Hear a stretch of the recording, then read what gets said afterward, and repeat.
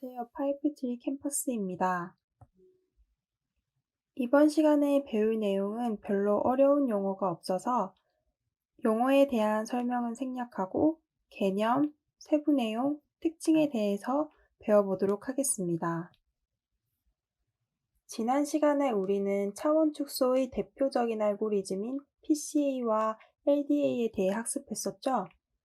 이번 시간에는 비지도 학습 중 군집 분석에 대해 배워보도록 하겠습니다.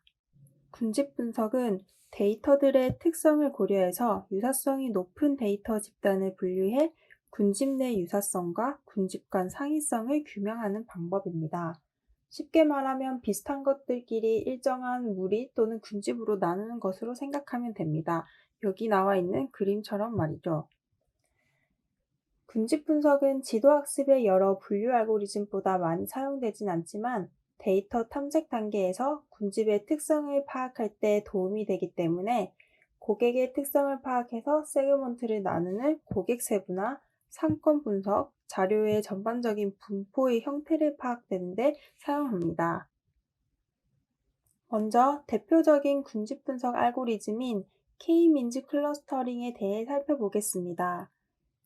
K-민즈 클러스터링은 군집을 대표하는 임의의 중심점을 기준으로 거리가 최소가 되도록 하는 사전에 정의된 K개의 묶음으로 군집화하는 기법인데요. 군집 분석의 특정에 따라서 관련성을 알 수 없는 데이터의 초기 분류 또는 트렌드나 성향이 불분명한 시장의 분석 등에 활용이 되며 음성인식, 텍스트 분석 등에서 문서 간의 유사도를 파악할 때 군집화 기법으로 사용합니다. 그 다음으로는 K-민즈 클러스터링의 군집화 과정을 살펴보도록 하겠습니다. 먼저 첫 번째 단계로는 데이터셋에서 군집화할 개수를 지정을 해야 합니다. 이번 예시에서 저는 군집화 수를 2로 설정하도록 하겠습니다. 두 번째 단계에서는 각 데이터들과 중심점 사이의 거리를 계산해서 가장 가까운 중심점에 데이터를 할당해야 합니다. 이번 예시에서 두 개의 중심점을 별로 나타내었고 거리를 계산해서 별 1과 가까운 데이터 1, 2, 3은 파란색에 별 2와 가까운 데이터 4, 5, 6, 7은 분홍색 군집에 할당하였습니다. 이때 거리 계산에는 우리가 앞서 배웠던 유클리디언 거리나 코사인 거리 등이 사용될 수 있지만 이 부분은 고민할 필요 없이 우리가 앞으로 많이 사용하게 될 사이킨런이라는 라이브러리에서는 유클리디언 거리를 사용하게 됩니다. 유클리디언 거리 계산을 통해 각 중심점에 가까운 데이터들을 할당했다면 이제 두 번째 단계에서 할당된 데이터들의 평균으로 중심점을 재지정해야 합니다. 즉, 파란색 군집에 해당되는 1, 2, 3 데이터들의 평균과 분홍색 군집에 해당되는 4, 5, 6, 7 데이터들의 평균으로 기존에 있던 별 1과 기존에 있던 별 2의 위치를 이동시켜야 합니다.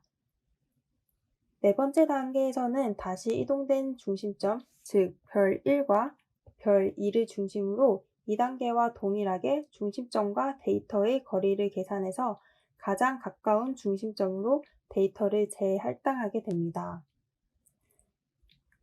지금 보시면 기존의 5는 분홍 색깔 군집에 해당되어 있었는데 중심점을 이동한 후에 파란색 군집으로 들어간 것을 볼 수 있죠. 지금 네 번째 단계에서 K-민즈 클러스터링을 하는 과정에서 패턴을 눈치채시지 않았나요? 두 번째 단계와 세 번째 단계, 중심점, 즉 우리가 지정한 별의 이동이 없을 때까지 두 번째와 세 번째 단계를 계속 반복을 하면 군집화 과정이 완료되게 됩니다. 지금까지 K-민즈 클러스터링 과정을 살펴보았는데요. K-민즈 클러스터링을 사용할 때 의사결정 내려야 할 부분들은 많지만 주요하게 고려해야 할 것은 세 가지가 있습니다. 먼저 군집화 과정 첫 번째 단계에서 지정했던 군집 중심점의 개수 K입니다. 데이터 분석에 뚜렷한 목적이 있지 않거나 데이터에 대한 도메인 널리지가 풍부하지 않은 상태에서 초기 군집점의 개수를 정하는 것은 매우 어렵습니다. 따라서 우리는 초기 군집점의 개수를 정하는 방법들에 대해서는 다시 뒤에서 다루도록 하겠습니다. 다음도 마찬가지로 군집화 첫 번째 단계에서 지정한 초기 군집 중심점에 대한 것인데요. 이번에는 초기 군집 중심점의 좌표 지정 방식입니다. 우리가 앞으로 자주 사용하게 될 사이클런에는 초기 포인트 값들을 서로 거리가 먼 지점으로 정하는 기법을 기본으로 사용하게 되며 경우에 따라서는 분석가가 랜덤으로 설정할 수도 있습니다. 마지막으로 앞선 군집화 과정의 5번째 단계에서 우리는 중심점의 변동이 없을 때까지 계속 반복했었죠. 데이터가 단순한 경우에는 과정이 빨리 완료되겠지만 그렇지 않다면 시간이 무작정 소요될 수도 있기 때문에 우리는 중심점을 찾기 전까지 반복할 최대 횟수를 지정합니다. K-민즈 클러스터링을 사용하기 위해서는 군집의 개수 K를 결정해야 한다고 했었죠. 군집의 개수 K를 설정하는 방법으로는 엘보 메소드, 실루엣 메소드, 그리고 룰 오브 썸이 있습니다. 그 중에서 가장 직관적이고 가장 많이 활용되는 엘보 메소드부터 살펴보겠습니다. 엘보 메소드는 군집 간 분산과 군집 전체 분산의 비율입니다. K-민즈 알고리즘의 목적에 따르면 당연히 군집 간 분산이 클수록 군집화가 잘 된 거겠죠? 그럼 군집 내 분산은 작을수록 좋겠죠? 우리는 이 군집 내 분산을 바탕으로 최적의 군집의 개수 K를 구합니다. 군집 내 분산인 WSS는 여기 수식에서도 알 수 있듯이 특정 군집 중심 CI에서 군집에 속한 데이터들의 거리의 제곱을 군집별로 더한 값입니다. 수식이 이해가 어려우시면 아래 그래프를 보면 되는데요. 여기 중심점, 하나의 중심점 C1에서 각각의 데이터 X의 거리의 제곱을 한 것과 또 다른 군집에서 중심점과 데이터들의 거리를 제곱한 것들을 각각 더해주는 것이 WSS가 됩니다. 따라서 우리는 최적의 군집수를 구할 때 WSS가 더 이상 급감하지 않는 지점을 최적의 개수로 정하면 됩니다. 아래 그래프는 제가 임의로 만든 그래프인데요. 해당 데이터셋으로 엘보 메소드를 활용해서 스크린 플롯을 하게 되면 이렇게 나오게 됩니다. 스크린 플롯을 보면 삽 값에서 급격하게 꺾이는 것을 확인할 수 있습니다. 즉, 이 데이터셋에서는 3개가 알맞은 클러스터의 개수가 된다는 것을 알 수 있습니다. 그 다음 실루엣 메소드를 살펴보겠습니다. 실루엣 메소드는 한 군집 내에 있는 데이터들이 다른 군집과 비교해서 얼마나 유사한지 유사성의 정도를 계산하는 방법입니다. 실루엣 SI는 두 군집 간의 거리 BI-AI에 1을 정규화하기 위해서 맥스로 나눈 값입니다. 이때 AI는 특정 데이터와 같은 군집 내에 있는 다른 데이터와의 거리를 평균한 값이고요. BI는 특정 데이터가 속하지 않은 군집 중 가장 가까운 군집에 속하는 데이터와의 거리를 평균한 값입니다. 오른쪽 데이터 분포를 보면 이해하기가 쉬운데요. 1번 데이터를 예를 들면 1번 데이터가 속한 군집 G1 내에 있는 데이터 1, 2, 3의 거리의 평균이 A1이 됩니다. 동일한 방식으로 G2에 있는 데이터 간의 평균, G3에 있는 데이터 간의 평균을 하면 우리가 원하는 AI가 되겠죠? 그 다음 1번 그룹이 속한 G1과 가장 가까운 그룹 G3가 아닌 G2겠죠? G2 내에 있는 다른 데이터와의 거리의 평균이 B1이 되게 됩니다. 다시 수식을 보면 AI는 낮을수록 BI는 높을수록 더 군집화가 잘 된 것이겠죠? 다시 말하면 아주 군집화가 잘 돼 있다면 SI의 분모는 BI가 될 거고 분자 역시 BI가 될 것입니다. 따라서 SI는 1에 가까울수록 군집화가 잘 되었다고 볼 수 있습니다. 그럼 우리가 배운 실루엣 값으로 어떻게 최적의 군집수 K를 결정할 수 있을까요? 앞서 말씀드린 것과 같이 실루엣 개수값이 1에 가까울수록 군집화가 잘 된 것입니다. 하지만 전체 실루엣의 개수의 평균값과 개별 군집 실루엣 개수의 평균값이 편차가 크지 않아야 합니다. 즉, 개별 군집 실루엣 개수의 평균값이 전체 실루엣 개수의 평균값에서 크게 벗어나지 않는 것이 중요합니다. 만약 전체 실루엣 개수의 평균값은 높지만 특정 실루엣 개수의 평균값만 유난히 높고 다른 군집의 실루엣의 개수값이 낮으면 좋은 군집화 조건이 아닙니다.